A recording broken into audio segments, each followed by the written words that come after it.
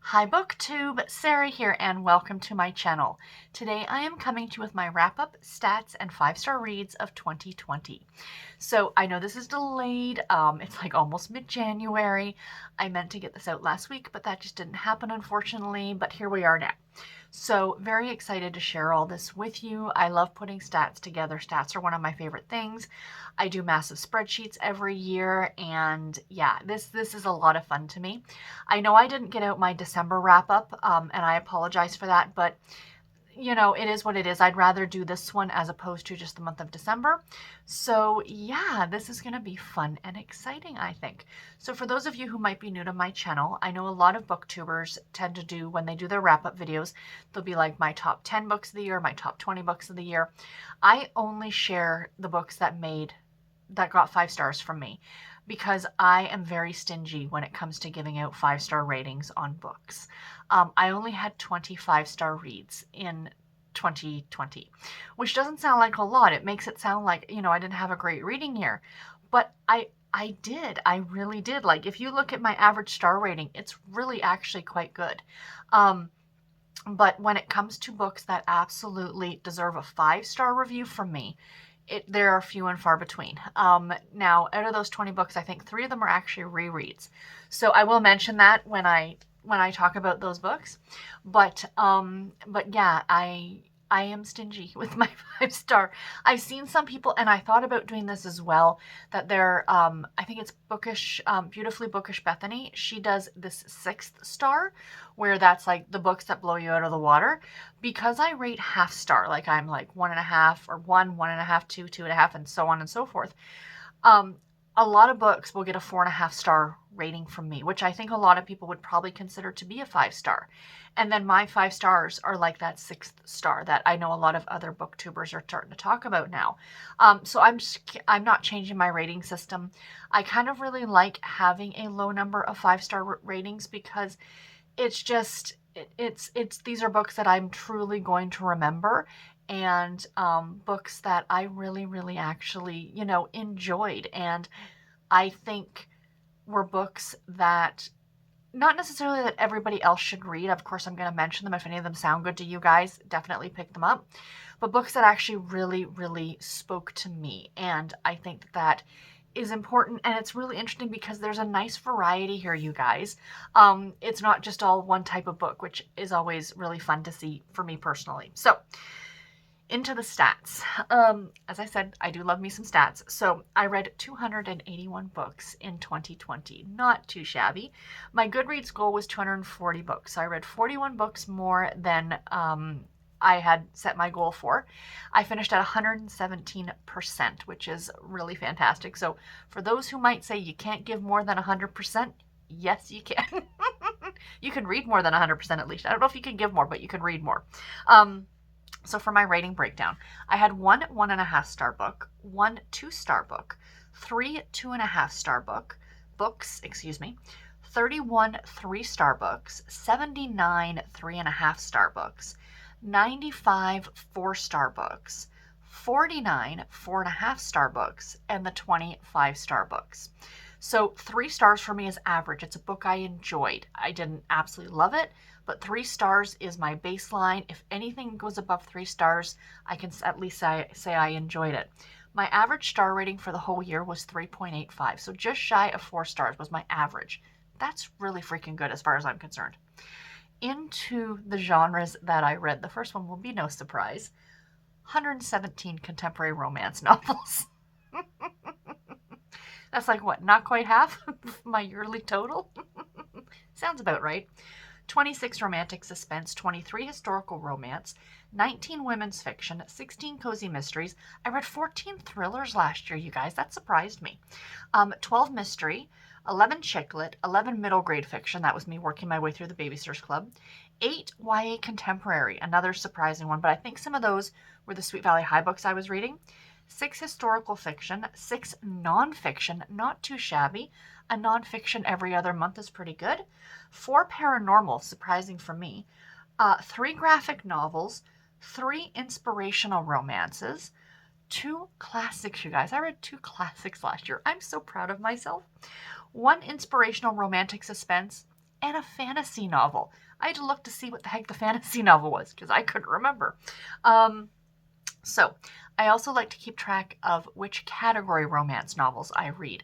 So my Harlequin books. And out of all the books that I read last year, 16% of them were category romance, which was pretty cool. I like that stat. I read 12 intrigue, by far and away my favorite. One of my favorites is the intrigue novels. 8 romantic suspense. So again, there's that romantic suspense. So between those two, there's 20 of them already. 7 special edition, 5 Harlequin Desire, 3 Harlequin Blaze, 3 Harlequin Historical, 2 Harlequin Presents, 2 Harlequin Medical Romance, 1 Harlequin Romance, just Harlequin Romance, 1 Harlequin Super Romance, and 1 Love Inspired. So that was cool. So in terms of age range the books were meant for, I read 270 of the books were geared towards an adult audience. Where was I? 22 were YA, 11 were middle grade, and 1 was new adult. For the time periods that I read these, I read 2 books that were published earlier than 1920, 5 books from the 1930s, those I think were the Nancy Drew, 1 from the 1940s, again Nancy Drew, 9 from the 80s, which I think again were the Babysitters Club, 15 from the 1990s, 13 from the 2000s, 117 books published in the 2010s, so from 2010 to 2019. 119 books published in 2020. I read 119 books that were published last year. That's pretty good. I really like that one.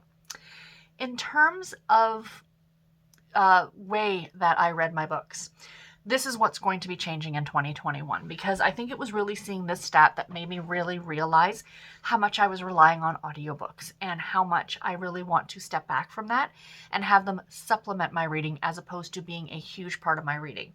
So, and not that there's anything wrong with audiobooks. Audiobooks are absolutely fantastic. They are reading as far as I'm concerned, and I will sing their praises all day long. But for me personally, I have so many books on Kindle, and I've talked about this before, or in print book or what have you, that I will pick up the book and be like, oh, let me try and find it on audio. Why?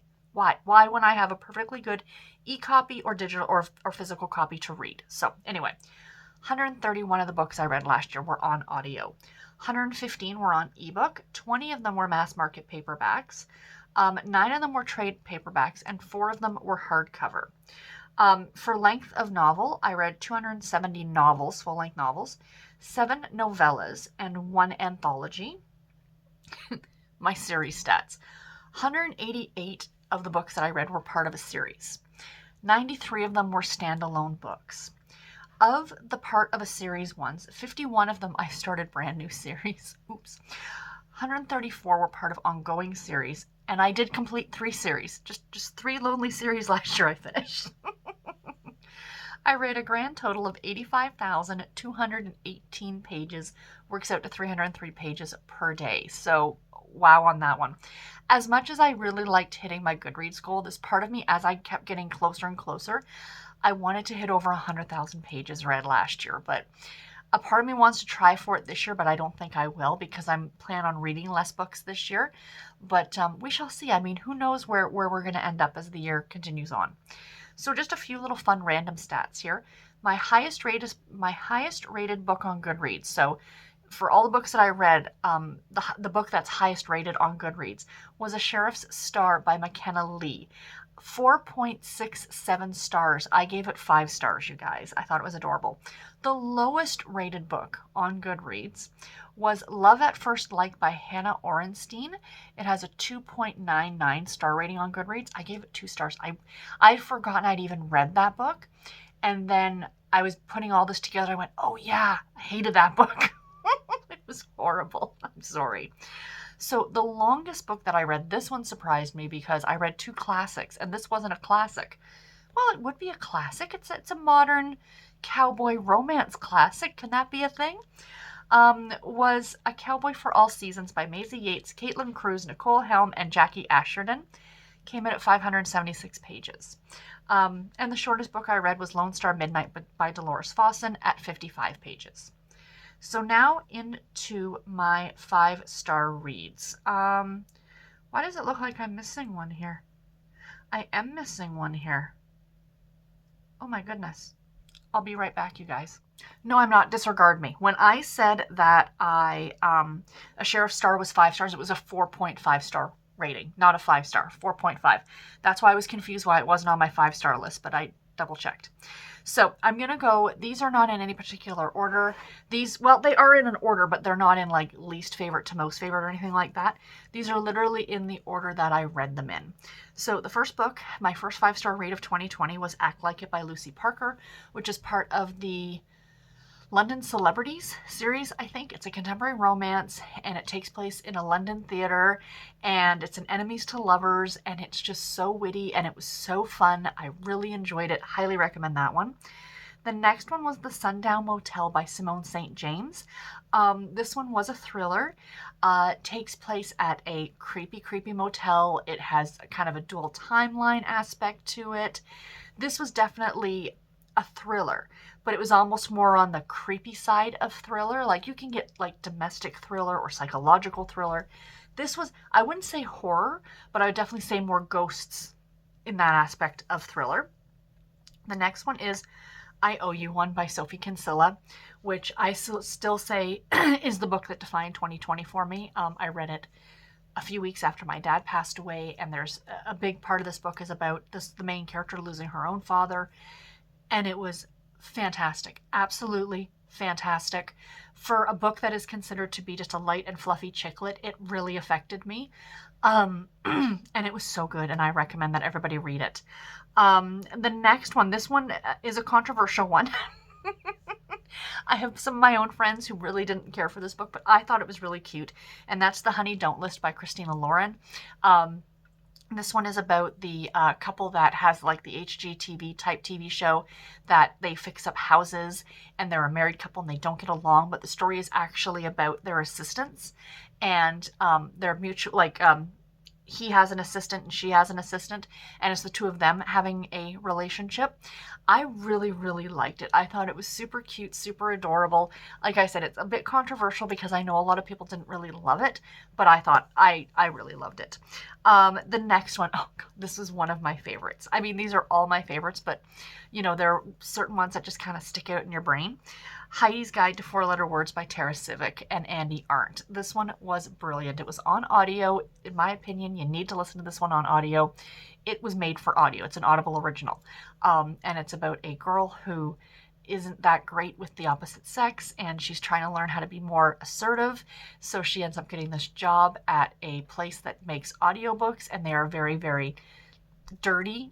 Not dirty, I shouldn't say dirty. They are very, very erotic audiobooks, and it's just an absolute delight. It was hilarious, hilariously narrated by Andy Arndt. She is so super fantastic. I love that book. The next one, this was a middle grade book, and it was so good, and it is The Remarkable Journey of Coyote Sunrise by Dan Germanart, I believe is his name. And this was about a little girl, a young girl, about 10 or 11 years old, I think. And her mother and sisters passed away. And her dad traveled the country in this like old bus. And it's kind of their adventures. But the whole point, the whole plot of the novel is that they haven't been home since the mother and sisters passed away. Clearly the father is dealing with, you know, a lot of grief over the death of his wife. And then the daughter finds out that the park that her and her mom and sisters used to go to, and they buried something in the park, like a memory box. That park is going to be paved over and become a parking lot. So she has to try and convince her dad to drive back home without convincing him to drive back home. And it's their journey back and how they meet up with all these other characters. And it made me cry. It was so, so good. What a sweet and wonderful story. And the cover is just delightful. I need to pick up a copy for myself just to have on my shelves because I'd love to give it a reread at some point. The next one, I do have a physical copy of some of these here, is The Truth I Never Told You by Kelly Rimmer. This is a historical fiction novel set, I believe, in the 1950s, 1960s, like 1950s. And this one went a place that I wasn't expecting it to go, and that's in a good way. So it's told in a dual timeline. The current timeline is this family of siblings, or these 4 siblings, I think 3 or 4 siblings, dealing with their father's dementia or Alzheimer's. And then back to what happened to their mother, because their mother died when they were young, and what actually happened to her. And I don't want to get into it because it's a giant spoiler for the book, but oh my gosh, you guys, this was so, so good. It really opens your eyes to what things were like for women's rights. Without giving too many spoilers, women's reproductive rights back in the 1950s, 40s, 60s, whatever. Um, this was really, really, really good. And I highly, highly recommend that you pick it up. The next one, for something a little bit different, The Duchess Deal by Tessa Dare, a historical romance novel. I love this one. It was so witty and so much fun. Tessa Dare is so good. This now has to be my favorite Tessa Dare novel. It was just an absolute delight, about a guy who needs an heir, so he just marries this woman who comes over to, she's a seamstress, and she wants him to pay her for the gown he made for his former betrothed, I think. And he's like, well, yeah, you're passable. You'll do. I'll marry you. But she has a few stipulations, kind of an idea. It was so, so good. I really, really liked it. The next one, another historical fiction, was The Last Train to Key West by Chanel Cleaton. I do love historical fiction because I am such a history buff. And this one, what I love about historical fiction, or certain historical fiction books, are ones that tend to have that tend to go with a major historical event that took place, but a lesser known historical event. Like everybody and his brother writes about World War II. You know, I like the stuff that's a little bit different. And this one is about a hurricane that actually hit Key West, Florida in the 1920s or 30s. And what in the aftermath. So it follows, I think, three different groups of people, or three different people, and the days leading up to this hurricane that happened, I think, over the 4th of July, if I'm remembering correctly. So, so good. I really, really like this one. Highly recommend. The next one, East Coast Girls by Carrie Kittler, I think. And this one was I would consider this one to be a women's fiction novel. It's about 4 girls who were friends when they were little, and then an event takes place, and they end up kind of going their separate ways. Well, is it somebody's birthday? Sorry, I've read 280 books last year. The girls end up getting back together again for kind of a girls' weekend where they used to spend their summers when they were kids. And it's kind of reliving what happened in that past event to what's happening now. So it's I do love a good dual timeline. You guys know this.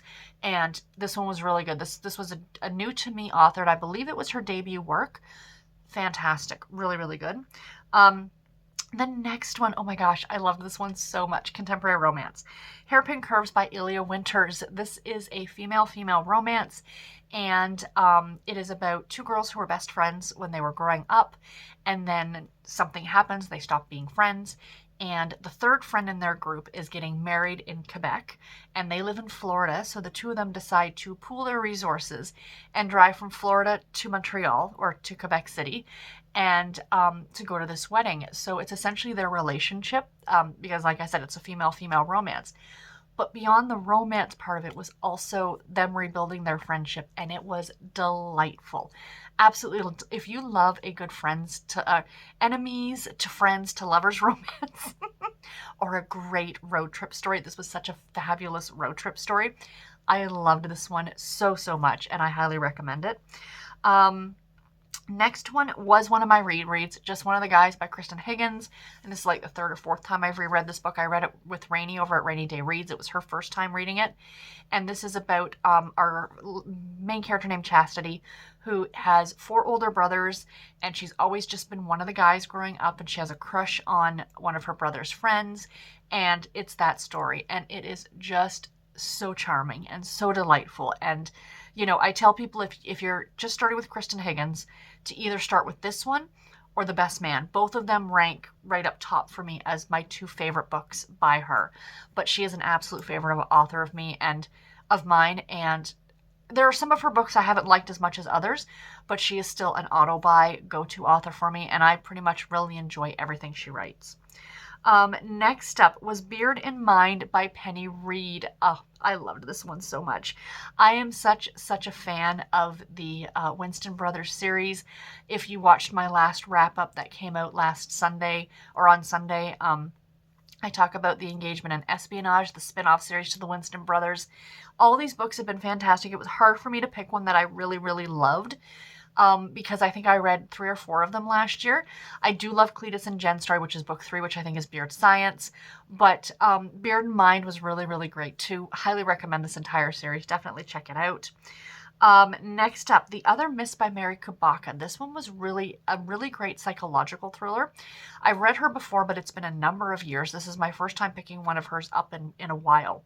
And it's about a family that moves to like coastal Maine, and they're living in this house, and something happened in the house, and there's something that happened with the people in this town, and something that happened to the family themselves. And I clearly can't say anything about it because it's a thriller, but it was really good. I read whatever her first book was, and I really, really liked it. I think everybody at the time was reading it. And then like Pretty Baby, I think I read after that, and I didn't absolutely love it, so I kind of stepped away from her for a bit, but then I got this one from the publisher to read. And I'm super, super glad that I did because it was really, really good. Next up, Christmas Story. One More for Christmas by Sarah Morgan. Sarah Morgan does a Christmas story every year, and I just love them. This one was great. It's about a mom and her 2 grown daughters and how they're all estranged from each other, and they end up taking a Christmas trip to Scotland and to rebuild their relationship. Absolutely delightful. Highly, highly recommend. Next up, this one was so, so cute. Pumpkinheads by Rainbow Rowell and Faith Erin Hicks. She does the illustrations. This is the cutest little graphic novel. I mean, honestly, this is one that I can absolutely see myself rereading every October on Halloween. I think that this, because it takes place on Halloween night, but it's not Halloween, it's definitely autumn.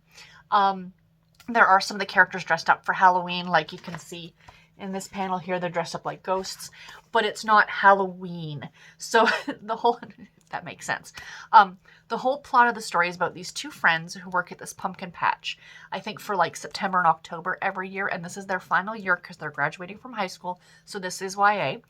And they have that one last night on October 31st because he is in love with a girl who works at the fudge shop. So pretty much the entire night is the 2 of them running around trying to find her so he can tell her how he feels. And it's just so charming. Again, this is definitely one, there are certain books that you associate with certain times of the year. And, there's certain books that people will only read at Christmas time or what have you. This one is one that I think would be super duper fun.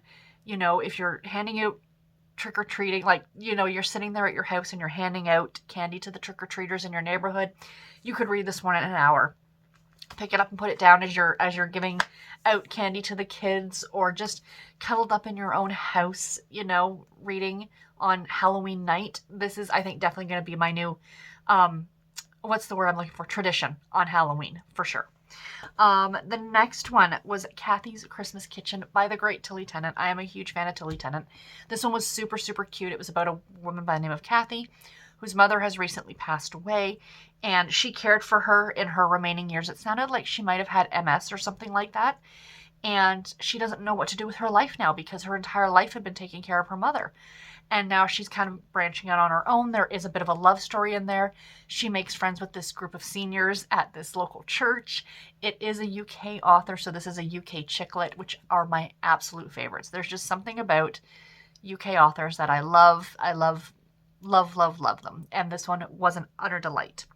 The next one is, so this is the last new book. The last 2 are both rereads, but was The Tourist Attraction by Sarah Morgan Thaler. This is the first book in the Most Spring series. This was so good. So this is the story of Graham and Zoe, and it takes place in a small town in Alaska, and it is about the 2 of them. He's a local to town. She's a tourist. He doesn't much like the tourists because he doesn't like how they kind of take over his town, but the 2 of them end up having a relationship, excuse me. Sorry. Pardon me. It is a clean romance, super adorable. There's a dog in the story named Jake who's blind, and Graham dresses him up, which is just charming. So cute. I read the second book, Mistletoe and Mr. Right, in December. It got a 4.5 star from me. And this month in January, I do plan on reading the third book, Enjoy the View, and I cannot wait for that. And then, like I said, the last two books are both rereads. The first one is The Duke and I by Julia Quinn, which I just saw hit the New York Times bestseller list, book number, in the #1 spot, which it wasn't even on the bestseller list when it was originally released. So kudos to Julia Quinn and to Netflix. I did watch the entire Bridgerton show on Netflix and I loved it. So I reread this one. I had planned on doing a reread of all 8 at the tail end of 2020, but I only got the first 3 done because I started to get a little bit of a burnout from reading the same. I can't read the same series back to back to back. So I'm taking a break and I plan on getting to book 4, maybe even book 5 this year. But these are all rereads for me because I've read them all. I mean, this is my 3rd reread through this one, I think. Of course, I'm sure you're all familiar with the story. It's about Daphne and Simon, and you know, it's absolutely adorable and charming, and I love it. And oh, the Netflix series was so good. Hashtag my Simon. The guy they got to play Simon is just, and I mean, not even to say the guys that they got to play, Anthony and Benedict and Colin. It's just, it was fantastic. I need my smelling salts. It was so good. If you have not watched the Bridgerton series yet on Netflix, but be warned, it's extremely spicy. And last but not least, the last book that got a 5-star review from me in 2020 was another reread, and this was Unmentionable by Teresa O'Neill, The Victorian Lady's Guide to Sex, Marriage, and Manners. This is so good. I read it a number of years ago for Nonfiction November, so I reread it again with Rainey. So there were 2 books that hit my 5-star this year that I read with Rainey. Well, both of them were rereads, but still. So this is as I said, a historical, not historical, it's a nonfiction novel. It's historical, and it's all about what it would have been like being a woman living in Victorian times, and what you would have worn and what you would have eaten and how you would have lived, and, you know, what marriage would have been like, what children would have been like, social interactions, all those things. It is delightful, and there is so much. I highly recommend that if you can, to read this one in print format, because there's a lot of old ads in here that she includes, and graphics, and even even some old photographs. Like there's Queen Victoria. Is that Queen Victoria? Yeah, that's Queen Victoria, I think, with one of her grandchildren. Or great-grandchildren, maybe even, I don't know. But yeah, this is really, really good. The way it's presented is it's as if you, as a modern woman, were dropped into Victorian England, you know, through a time machine of some sort, and how you would go about your day-to-day. So, really good. She has a second book called Ungovernable, I think. Sorry, I can't say that word. But it's all about raising children in the Victorian era. So if this is your time period, if this is something that you might enjoy, it's very tongue-in-cheek humor. It's really funny. It's not dry at all. It was the first nonfiction book that I recall reading outside of school, and I read it because of Olive originally years ago, and I'm so glad I did. So, so good. So that's all that I have for you guys today. I do hope that you enjoyed this, talking about all my 5-star reads. It was really nice revisiting them a little bit in this video and remembering why I love them so much. But yeah, that's all that I have for today. And until my next video, everybody, take care and happy reading. Thank you all so much for watching. Bye, guys.